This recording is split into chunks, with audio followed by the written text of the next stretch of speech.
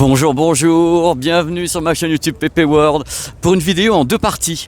Alors vous avez vu la miniature, on va donc parler du nouveau téléviseur OLED de chez Panasonic. Alors le truc ça va être donc en deux étapes. La raison est la suivante. Numéro 1, la conférence de presse. Donc l'annonce, on y va. Nous sommes au Mandala Bay et on va donc avoir cette conférence de presse. Hello! On va donc avoir cette conférence de presse de l'annonce du téléviseur et après, parce qu'on est super chanceux, donc demain, je pourrai passer un petit moment avec le téléviseur en tête-à-tête pour vous faire la vidéo du nouveau téléviseur OLED Panasonic. Donc voilà, maintenant, comme toujours, regardez, je vais vous prendre par la main et on va donc rentrer ensemble dans la conférence de presse Panasonic au CES de Las Vegas. Nous sommes lundi matin et c'est donc la veille de l'ouverture officielle du salon du CES 2024. Parce qu'en fin de compte, quand vous voyez annoncer qu'il y a 4 jours de CES, en fin de compte, il y en a 7. Puisqu'on a avant et puis on peut même rester un peu après. Voilà, on y va. So great. Voilà. La vie vaut le coup d'être vécue, tu vois. C'est ça où tu te dis, c'est bien, c'est bien. C'est une très grande salle. J'étais là, je ne sais pas que j'étais inquiet. Mais je me dis, bon, pas voir un truc sur Panasonic, c'est qu'ils ne sont pas en télé sur le marché américain. C'est-à-dire qu'en effet, ils ne distribuent pas de téléviseurs ici. Sur le marché américain, je me dis, alors en ce cas-là, tu fais une conférence de presse aux États-Unis, c'est malgré tout le CES Las Vegas, donc il y a tout pays qui sont invités, mais malgré tout, ça reste pour les Américains quelque chose d'un peu éloigné. Ils ont mis le staff japonais de ce côté-là, les journalistes sont attendus ici. Début de la conférence vers 10h du matin, elle va durer 1 heure et il y aura les annonces donc téléviseur OLED. Et c'est le téléviseur qu'on présentera demain, c'est celui-là, le nouveau. C'est pas la suite de MZ, c'est pas le M après. Ils ont changé un petit peu pour tromper l'ennemi.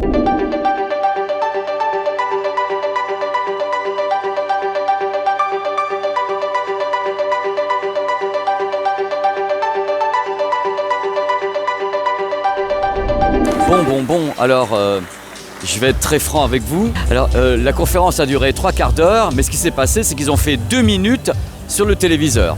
C'est-à-dire que voilà, l'enjeu était l'écologie, il y avait le Lumix. J'espère qu'ils vont les allumer un petit peu. Voilà, ça y est, on les allume enfin, ils prennent vie devant vous.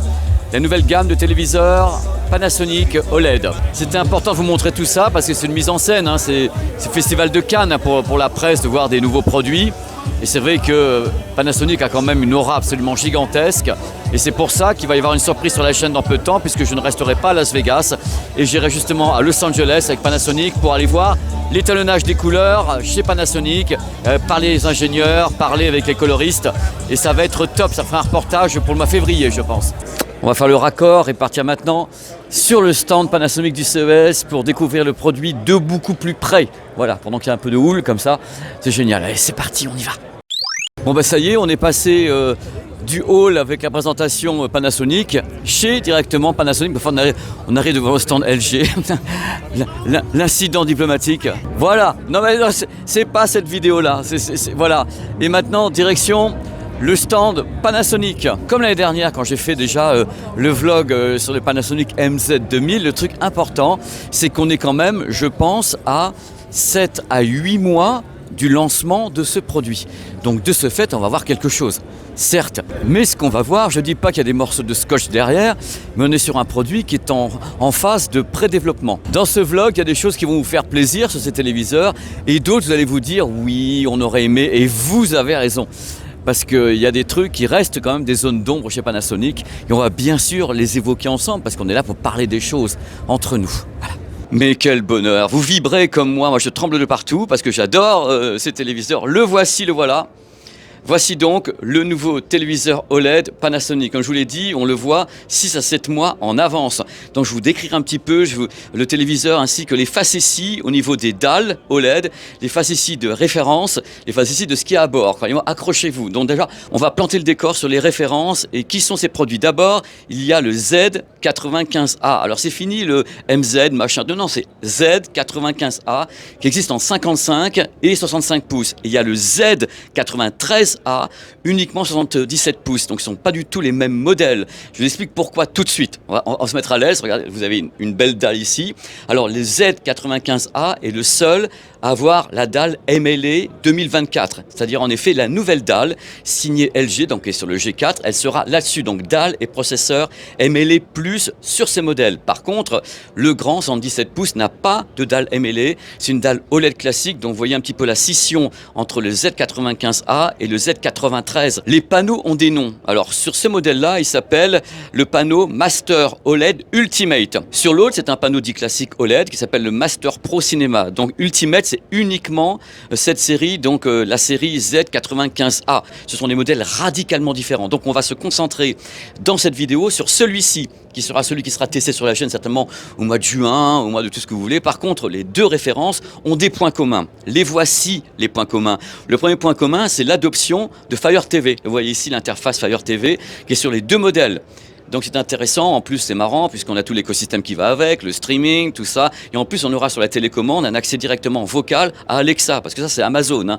Donc maintenant sur la télécommande on peut donner des ordres de téléviseur au travers de Fire TV. Allô, du bateau. Alors vous vous dites peut-être 2024, l'espoir, une télécommande plus petite, un peu moins, je sais pas, spartiate. Eh ben non, raté, regardez, comme elle est belle. Bah, c'est la télécommande habituelle, voilà, pas rétroéclairée, bonne année. Chez Panasonic on peut leur dire pas rétroéclairé.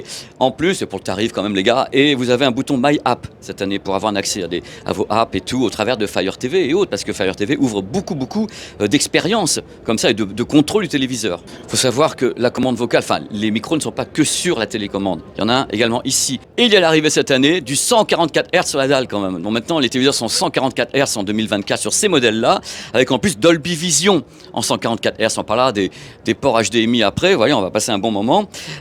Et il y a toujours l'audio signé Dolby à bord avec ce que eux appellent le 360 Soundscape Pro avec Dolby et Technics. Tout ça c'est à bord. Donc on va parler un petit peu du processeur parce que le processeur est tout nouveau. Alors le truc c'est que vous savez actuellement il y a quand même une vogue de processeurs qui sont dits neuronaux, c'est-à-dire capables de se comporter comme un être humain. Et bien c'est ce qu'ils font cette année puisque le nouveau processeur s'appelle, tenez-vous bien, j'en trempe des genoux, il s'appelle le HCX Pro AI MK2. Alors MK2 c'est un hommage aux platines Technics je pense, donc c'est le nouveau processeur qui s'annonce génial et capable en effet d'avoir une attitude neuronale par rapport à un moteur 4K upscaling et autres, avec beaucoup de fonctions liées à ça. Donc c'est sur la gamme 2024. Alors dans le nouveau processeur, il y a plein de trucs. En effet, intelligence artificielle et tout ce qui va bien.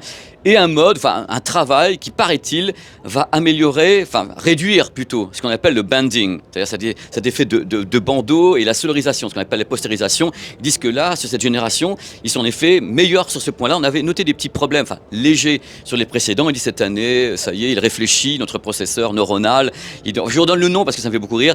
HCX Pro AI MK2. C'est le nouveau fer de lance. On peut ajuster beaucoup mieux les niveaux de détail, c'est beaucoup plus précis. On peut gérer mieux la lumière dans toutes les zones grâce au processing. Ça, ce sont des mots, tout ça. Comme ils travaillent sur une technologie dite neuronale, ils sont obligés de faire entrer en piste de nouvelles façons de traiter l'image. Et c'est ce qui est fait avec cette nouvelle génération de produits. Il y a également ce qu'on appelle le Dolby Vision IQ. Vous savez ce que c'est?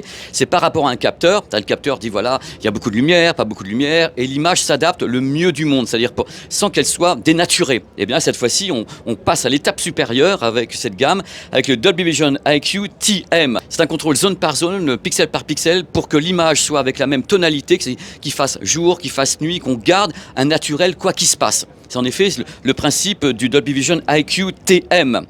Doliprane à la fin de la vidéo. Hein. Bon, on est dans les salles de démo. Hein. Donc ça c'est la nouvelle dalle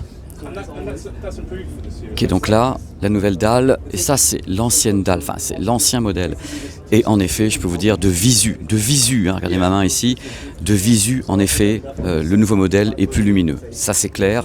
Alors combien? Eux ils annoncent bien sûr qu'il y a un boost, étant donné qu'ils partent du principe que c'est la technologie qui est sur le G4 de LG, donc eux ils ont amélioré ça derrière, mais en effet il y a un boost déjà entre la première génération de MLA et la seconde.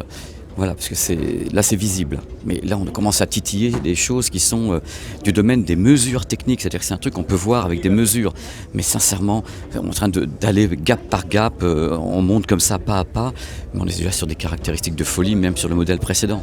C'est ça le truc, c'est qu'on est déjà sur quelque chose qui est très très élevé. Parce que si j'arrive dans cette pièce et je vous mets que ce téléviseur, vous allez dire oh là là, c'est tellement génial. Et maintenant vous avez la nouvelle dalle et vous dites oh c'est encore plus génial. Mais la perception, où sont mes mains? Il n'y a plus rien. Voilà, ça y est, je suis là. Mais la perception, il faut vraiment mesurer derrière. C'est beau quand même dans les deux cas. C'est là où on commence à se prendre un peu la tête parce qu'on est sur des telles caractéristiques techniques avec ces produits que même ceux de l'année dernière sont déjà des monstres de technologie. Mais à chaque fois, ils peaufinent. LG peaufine. Et bien sûr, comme Panasonic utilise les dalles LG, le MLA d'LG et cette année justement le MLA+, la même dalle mais avec un autre algorithme qui est dessus ici. Donc voilà, ils poussent pour que ça soit encore plus lumineux. Mais bon, il y a toujours l'idée du modèle de base qui est vachement bon, quoi. C'est un dilemme, on peut en parler ensemble dans les commentaires. Parce que leur rôle, eux, en tant que fabricants, c'est de dire que chaque fois au CES, il y a des produits qui sont meilleurs que le précédent. Mais déjà, le précédent est à tomber par terre, quoi. C'est ça le truc, c'est la course vers l'infini. C'est beau, dans les deux cas, c'est beau. Si je vous fais un grand angle, hop, voilà l'ancien et le nouveau. Les deux sont magnifiques. On va mesurer. On est là pour ça, mais waouh, déjà waouh. Donc je comprends les dilemmes à chaque fois quand on fait ces vidéos. On le fait en vlog, hein. Je le fais au mieux, sachant que tout ce que je vous dis maintenant, malgré tout, il sort dans 6-7 mois, hein, ce produit. Alors, vous allez me demander qu'est-ce qui ne va pas sur cette gamme, parce que j'ai pas encore fini, mais j'ai des trucs à vous dire. Ce que vous allez trouver un petit peu discutable, c'est que dès qu'on dépasse 65 pouces, on n'a plus de dalle MLA. C'est vrai, il n'y en a pas. Secondo, à ma connaissance, malgré tous mes espoirs, regardez comment, je peux prier, regardez, je prie, regardez. Oui, s'il vous plaît, donnez-moi 4 ports HDMI 2.1 compatible 144 Hz. Eh bien non, Pépé, non, ça ne sera pas cette année, donc je sais que vous allez hurler, je vous connais, il y a 2 ports HDMI, donc 2.1 en 144 Hz, et les autres sont traditionnels. Donc cette année, malgré la présence d'un nouveau processeur Mediatek, à ma connaissance, la présence d'intelligence artificielle et autres, on reste sur des valeurs classiques qu'on trouve chez d'autres fabricants avec, il n'y a que LG et Samsung qui assurent 4 ports HDMI 2.1. Mais cette fois-ci, on a quand même Dolby Vision en 144 Hz. Tout n'est pas perdu, messieurs, dames. Trompeur, hein. Souvent on achète maintenant un téléviseur OLED ou autre parce qu'il y a du gaming à bord. Et le gaming, en effet, continue à progresser. Avec ce que fait Panasonic depuis 2 ans maintenant, une façon de traiter le gaming côté cinéma. C'est-à-dire qu'en effet, c'est Hollywood chez toi en regardant un film. Eh bien ça continue parce qu'il y a le True Game. Le True Game, comment vous le simplifiez? C'est une sorte de filmmaker du gaming. C'est-à-dire qu'on essaye de faire en sorte que quand vous avez un jeu, qui sont maintenant des jeux carrément cinématiques, il y a des AAA absolument dingues, eh bien vous ayez pile poil la vision du réalisateur du studio qui a fait le jeu le plus neutre possible. Donc vous pouvez le faire avec le mode True Game. Et il y a également des modes sonores. Vous avez vu déjà sur la chaîne, oh là, qu'est-ce qu'il est beau, il ressemble aux autres. Il y a des modes sonores, les mêmes qu'avant, hein, pour certains types de jeux. Donc RPG, FPS, donc vous avez un signal 3D qui est diffusé. On va revenir justement à ça avec le circuit audio ici qui est relatif à ce que fait Technics, les haut-parleurs, la barre de son. Rien ne change avec derrière les cheminées pour balancer comme ça le son dans la pièce. Les réglages sont les mêmes, vous voyez les menus qui apparaissent à l'écran. Donc l'idée, c'est d'avoir un son vraiment très performant pour le cinéma et pour le gaming et des modes particuliers pour les joueurs parce qu'on a besoin de perceptions différentes si on joue justement en RPG ou bien en FPS. Concernant les HDR, c'est important, HDR10, HDR10+, et Dolby Vision. Et les modes Dolby Vision qui vont avec, hein. IQ, IQ-TM, il y a tout ce qu'il faut, il y a un menu qui est surchargé. On en parlera justement avec Sylvain quand on fera le test, donc il y a vraiment tout à bord. Les formats sonores acceptés, tous les Dolby. Voilà, Dolby, pas de DTS à ma connaissance, il n'y a pas de mode IMAX sur ce produit.